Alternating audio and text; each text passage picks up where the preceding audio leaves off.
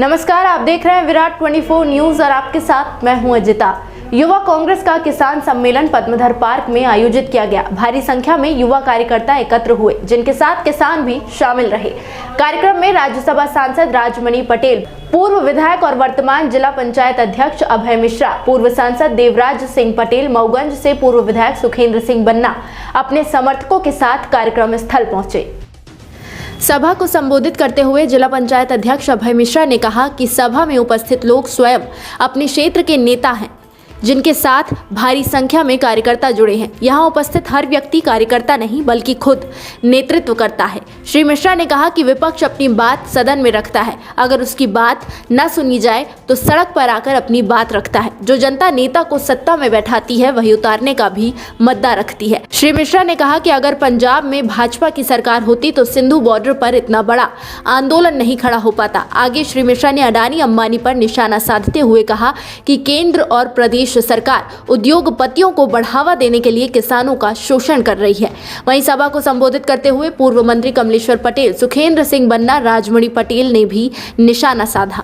आइए सुनते हैं पूर्व विधानसभा नेता प्रतिपक्ष अजय सिंह राहुल ने क्या कहा।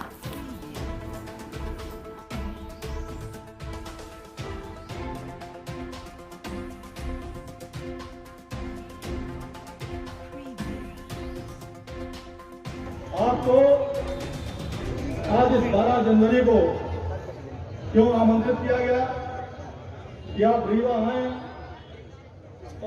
कि जिस तरीके से 1919 में हमने इतिहास पढ़ा है, उसमें जलियांवाला बाग का उदाहरण आता है, उसी तरीके का माहौल वहां पर बना हुआ था। लेकिन हिंदुस्तान के प्रधानमंत्री नरेंद्र मोदी के कान में जो नहीं रेंग रहे हैं और न रेंगे, जब 50-50, 60 किसानों का बलिदान हो गया।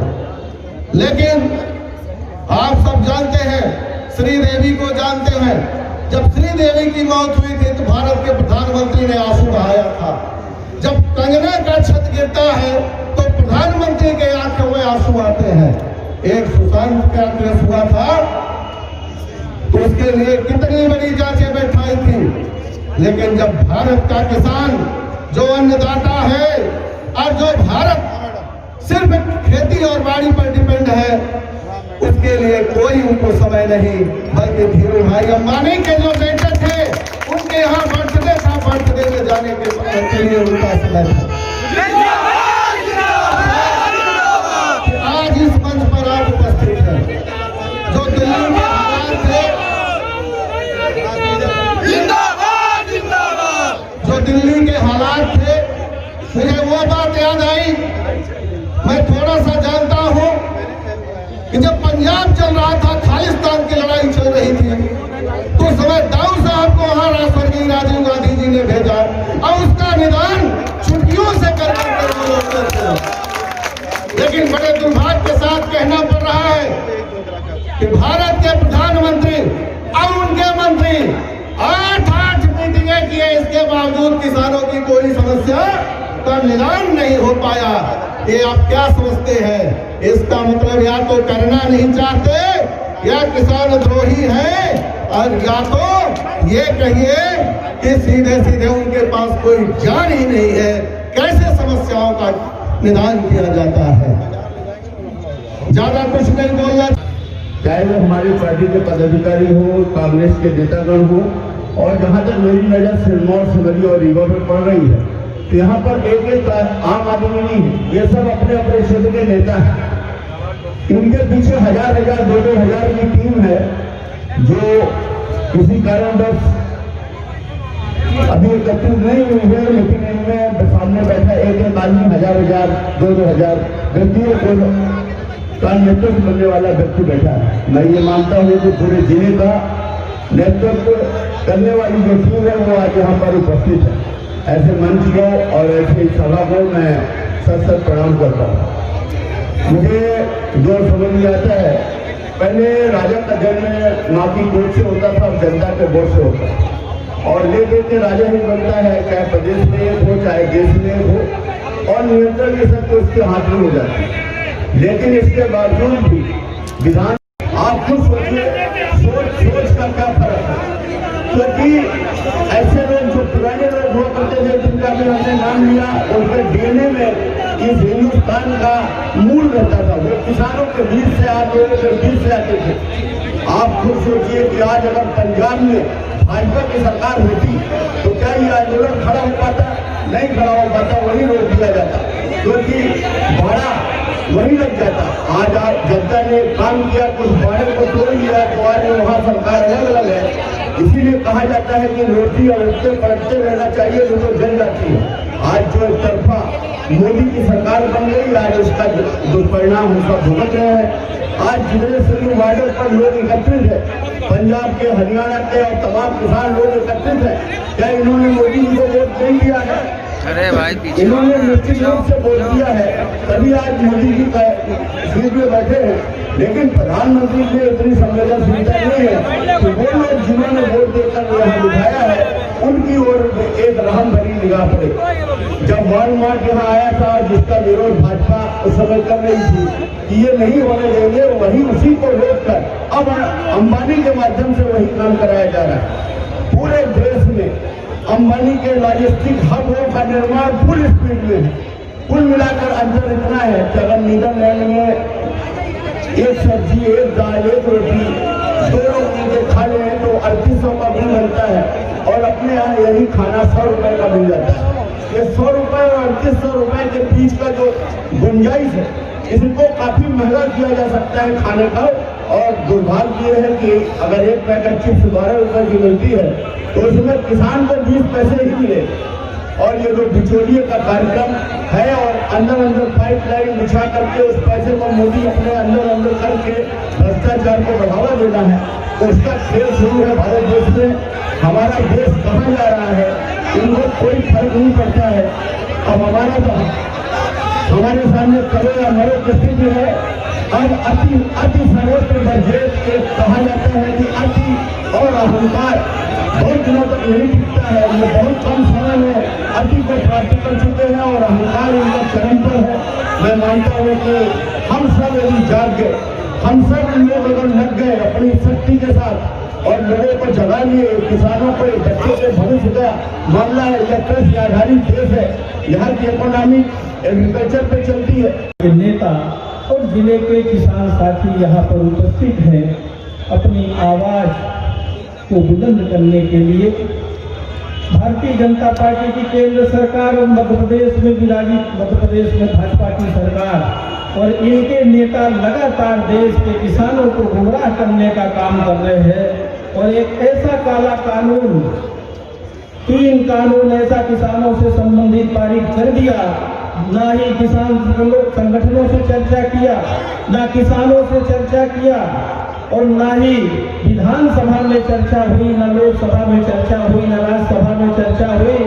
जब पूरे देश में लॉकडाउन लगा हुआ था, ऐसे संक्रमण काल में चोरी से चुपके से, क्योंकि मोदी जी को चोरी से चुपके से काम करने की आदत है। भारतीय जनता पार्टी की सरकार लगातार केंद्र से घेर के बैठे हुए दिल्ली सरकार को, केंद्र सरकार को, और मोदी जी के और केंद्र सरकार के नेताओं को तो जूं तक भी उनके सर पर नहीं रेंग रही है, उनको कोई फर्क नहीं पड़ रहा है।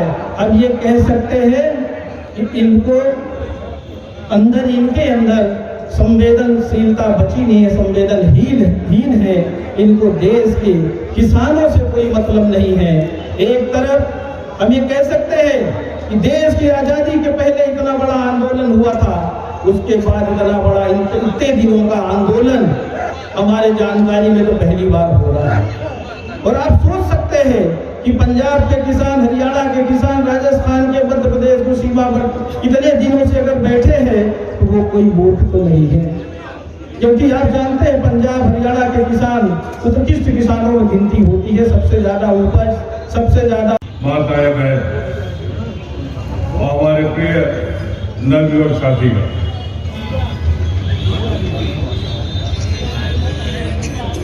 3.5 घंटा से हम पहुंचे।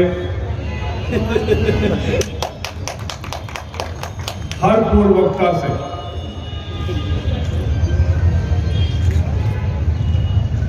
किसानन के समस्या से लेके और देश के हालात आज का बन गई है ओ के बारे में चर्चा और बोधन सुने। हमारा अपना के जो पूर्वज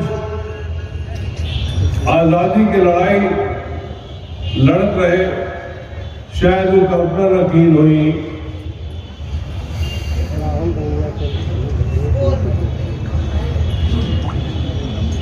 कि 72 साल बाद एक दूसरा आजादी की लड़ाई हिंदुस्तान की जनता के सामने आई। ये साधारण चीज न हो जो देश के अन्नदाता किसान भाई दिल्ली के सरहद में 50 दिन से ऊपर डेरा डाले हैं। एक एक पीछे का है। अभी भगत जी बड़े विस्तार से चंपारण से लेके सब उदाहरण दी, कंपनी के बेचे के उदाहरण दी, जो एक रोज में नहीं बनाई गई नहीं। वैसे आज की भारतीय जनता पार्टी के नेता चाहे कि जब पहलों में बह रहे हुई तब वो कही नहीं कि भाखड़ा नंगल वही बनाएगा। इतिहासों बदले के बहुत काबिल है वो बच्चे, लेकिन इतिहास बदला नहीं जा सकता है, तोड़ मोड़ नहीं की जा सकता है। खुद की शांति के लिए चाहे कुछ कहीं, लेकिन एक पीछे सोच का है इन सब कानून की। भारतीय जनता पार्टी के जो मूल उद्देश्य है वह को और दूसरा चलावत, वो आरएसएस के जो विचारधारा के लोग हैं उनका सबसे पहली किताब में लिखा है कि तुम राज तभी कर सकते हैं जब 95% जनता गरीब हो, और यदि 95% जनता गरीब हुई तब इन्हें तुम्हारी हुकूमत चलत रही। और यह वजह है कि भारतीय जनता पार्टी की सरकार वह रास्ता में चल रही है जो नेहरू जी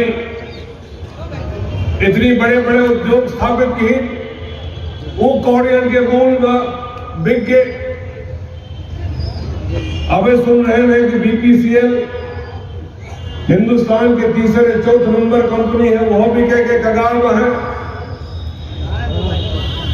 कुछ दिन बाद स्टेट बैंक इंडियन ऑयल बिक जाएगी यदि इनकी मंशा रही। अंग्रेज हमारे अपना के ऊपर हुकूमत कैसे की? अंग्रेज हुकूमत की बंटवारा से, बंटवारा के साथ साथ हमें आर्थिक रूप से कमजोर करके, अब जब से इनका सरकार आई है तो बेचारे हमारे नवयुवक जो 2014 में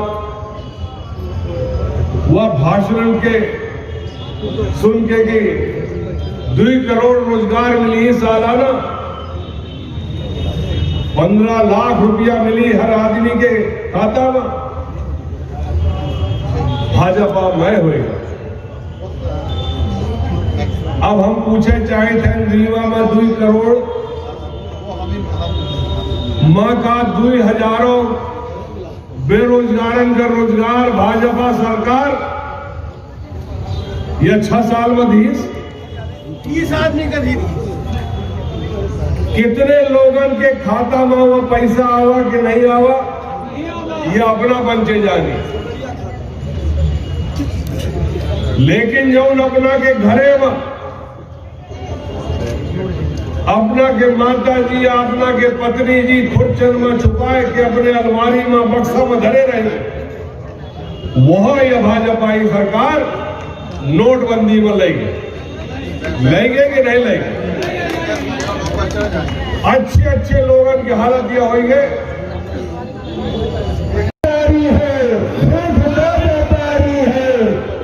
ऐसा कोई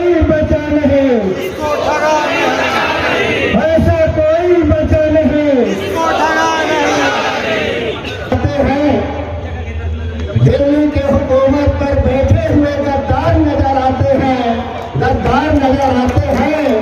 अरे जब जरूरत पड़ी इस देश को लहू के तो किसानों ने दिया, अब इन गद्दारों को ही किसान गद्दार नजर आता है, गद्दार नजर आता है। साथियों, ये आज जो परिस्थितियां निर्मित हुई है, 3 काले बिल लाए गए हैं, ये अचानक नहीं आया। हम लोग ये समझते हैं कि अचानक मोदी जी लाए हैं, इसको अचानक नहीं आए हैं। ये भारतीय जनता पार्टी इस विचारधारा की पोषक है। आपको याद होना चाहिए कि आजाद भारत में सबसे पहले जो बड़ा आतंकवादी नाथूराम गोडसे था, जिसने महात्मा गांधी की हत्या किया, उस गोडसे की विचारधारा को पूजने वाली भारतीय जनता पार्टी है, उसका मंदिर बनाने वाली भारतीय जनता पार्टी है। और जो इस तरह से आतंकवादी की पूजा करने वाली विचारधारा हो सकती है, वो विचारधारा इस देश के किसानों और गरीबों के हित से हो नहीं सकती है। ये अपने आप में सिद्ध है। उन्होंने ईस्ट इंडिया कंपनी का नारा दिया था और ईस्ट इंडिया कंपनी के माध्यम से इस देश को गुलाम बनाया। आज फिर उसे तरह से Bharatiya Janata party double India company की बना करके इस देश के गुलाम बनाना चाहती है, इस देश के किसान को कंगाल बनाना चाहती है। देखते रहिए विराट 24 न्यूज़। बहुत बहुत धन्यवाद।